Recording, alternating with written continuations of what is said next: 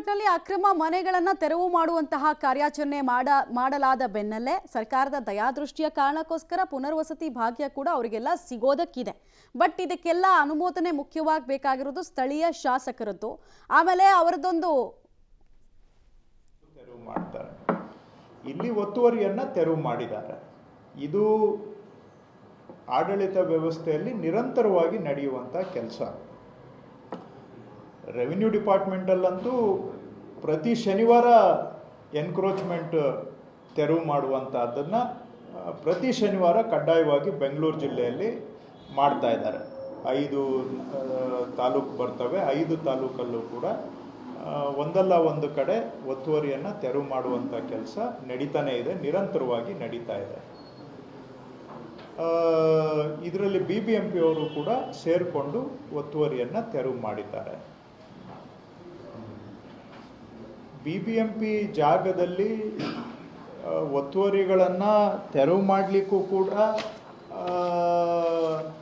ಅನಿವಾರ್ಯ. ಯಾಕೆ ಅಂದರೆ BBMP ಜಾಗದಲ್ಲಿ ಅವರು 94C ಆಗಲಿ 94CCಯಲ್ಲಿ ಆಗಲಿ ಯಾರಿಗೂ ಹಕ್ಕುಪತ್ರ ಕೊಡಲಿಕ್ಕೂ ಬರೋದಿಲ್ಲ. ಅದು ಸರ್ಕಾರಿ ಜಾಗದಲ್ಲಿ ಕೊಡ್ಬೋದು, ಆದರೆ BBMP ಜಾಗದಲ್ಲಿ ಹಕ್ಕುಪತ್ರಗಳನ್ನು ಕೊಡಲಿಕ್ಕೂ ಕೂಡ ಅವಕಾಶ ಇರೋದಿಲ್ಲ. ಸೊ ಇದರ ಹಿಂದಿನ ವಾರನೂ ಕೂಡ ನಮ್ಮ ಕ್ಷೇತ್ರದಲ್ಲೇ ಚೊಕ್ಕನಹಳ್ಳಿ ಅಂತ ಸರ್ವೆ ನಂಬರ್ 74 ಅಲ್ಲಿ ಯಾರ್ಯಾರೋ ಒತ್ತುವರಿ ಮಾಡಿಕೊಂಡು ಜಮೀನನ್ನು ಕಬ್ಜಾ ಮಾಡಿಕೊಂಡಿದ್ರು. ಅಲ್ಲಿ 1 ಎಕರೆ 20 ಕೋಟಿ ಬೆಲೆ ಬಾಳುತ್ತೆ.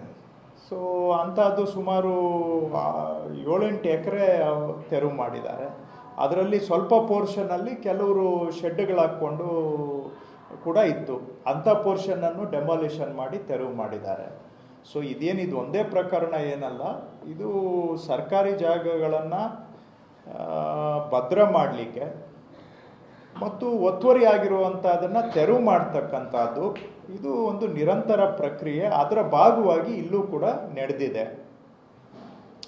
ಒತ್ತುವರಿ ತೆರವು ಆದ ನಂತರ ಸ್ವಾಭಾವಿಕವಾಗಿ ಅಲ್ಲಿ ಕೆಲವರು ಬಡವರು ಇದ್ದಾರೆ ಅನ್ನುವಂಥದ್ದು ಒಂದು ಮಾನವೀಯತೆ ದೃಷ್ಟಿಯಿಂದ ವಿಷಯ ಬಂದಾಗ ಯಾರು ಬಡವರಿದ್ದಾರೆ, ಯಾರು ಅರ್ಹರಿದ್ದಾರೆ ಮತ್ತು ಯಾರು ಭಾಳ ಕಾಲದಿಂದ ಅಲ್ಲಿ ವಾಸ ಮಾಡ್ತಾ ಇದ್ದಾರೆ ಅವರು ಒತ್ತುವರಿ ಮಾಡಿರ್ಬೋದು. ಆದರೂ ಕೂಡ ಮಾನವೀಯತೆ ದೃಷ್ಟಿಯಿಂದ ಬಡವರಾಗಿರೋದ್ರಿಂದ ಅವರಿಗೆ ಸರ್ಕಾರದ ಯೋಜನೆಯಲ್ಲಿ ಬೇರೆ ಒಂದು ಮನೆ ಕೊಡುವಂಥದ್ದನ್ನು ಮಾನ್ಯ ಮುಖ್ಯಮಂತ್ರಿಗಳ ಅಧ್ಯಕ್ಷತೆಯಲ್ಲಿ ಚರ್ಚೆ ಮಾಡಿ ತೀರ್ಮಾನ ಆಗಿದೆ. ಸೊ ಮಾನವೀಯತೆ ದೃಷ್ಟಿಯಿಂದ ಯಾರು ಬಡವರಿದ್ದಾರೆ, ಅದರಲ್ಲೂ ಕೂಡ ಯಾರು ಅರ್ಹರಿದ್ದಾರೆ, ಯಾರು ಭಾಳ ವರ್ಷದಿಂದ ಅಲ್ಲಿ ಮನೆ ಕಟ್ಕೊಂಡು ವಾಸ ಮಾಡ್ತಾ ಇದ್ದಾರೆ, ಇದನ್ನು ಸರ್ವೆ ಮಾಡಿ ಗುರುತಿಸ್ಬಿಟ್ಟು ಮತ್ತು ಯಾರು ಕರ್ನಾಟಕದವರಿದ್ದಾರೆ ಅವ್ರನ್ನ ಗುರುತಿಸಿ ಅವರಿಗೆ ಸರ್ಕಾರ ಆ್ಯಕ್ಚುಲಿ ಸ್ಥಳೀಯ ಶಾಸಕರು ಕೃಷ್ಣ ಬೈರೇಗೌಡರು ಅನುಮೋದನೆ ಕೊಡಬೇಕು ಸಭೆ ಮಾಡಿ. ಅವ್ರು ಇವತ್ತಿನ ಮಾತುಗಳನ್ನ ಕೇಳ್ತಾ ಇದ್ರೆ ಹೆಚ್ಚು ಕಡಿಮೆ ಅವರು ಒಪ್ಕೊಂಡಿದ್ದಾರೆ ಅಂತ ಅನ್ನಿಸ್ತಾ ಇದೆ. ಅದು ಸದ್ಯದಲ್ಲೇ ಅನೌನ್ಸ್ ಮಾಡ್ತಾರೆ.